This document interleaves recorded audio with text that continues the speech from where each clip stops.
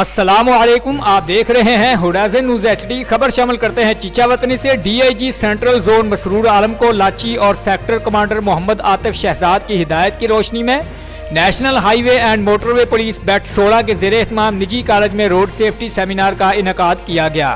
مزید جانتے ہیں ہمارے نمائندے شاہ احمد کی اس رپورٹ میں۔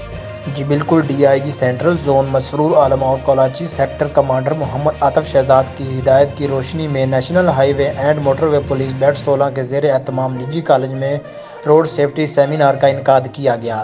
سیمینار کے شرکت سے خطاب کرتے ہوئے DSP موٹر وے پولیس بیٹ 16 چیچا وطنی محمد سہیل افضل نے کہا کہ طلباء ہمارا قیمتی اثاثہ ہے اور یہ مستقبل کے معمار ہیں، لہٰذا طلباء کو چاہیے کہ اپنی حفاظت کو اولین ترجیح دیں۔ موٹر سائیکل پر آتے ہوئے ہمیشہ سیفٹی ہیلمٹ اور سائیڈ شیشوں کا استعمال کریں اور ہمیشہ روڈ کی بائیں جانب چلیں، ون وے کی خلاف ورزی نہ کریں۔ والدین اور اساتذہ بھی روڈ سیفٹی کے حوالے سے طلباء پر کڑی نظر رکھیں اور کم عمر بچوں کو موٹر سائیکل ہر گزر نہ چلانے دیں۔ سیمینار کے اختتام پر طلباء سے سوال و جواب کا سیشن کیا گیا اور اس پر تحائف بھی تقسیم کیے گئے۔ کالج کے پرنسپل محمد شاہد انجم نے موٹر وے پولیس کا روڈ سیفٹی سیمینار منعقد کرنے پر شکریہ ادا کیا اور موٹر وے پولیس کے لیے نیک خواہشات کا اظہار کیا۔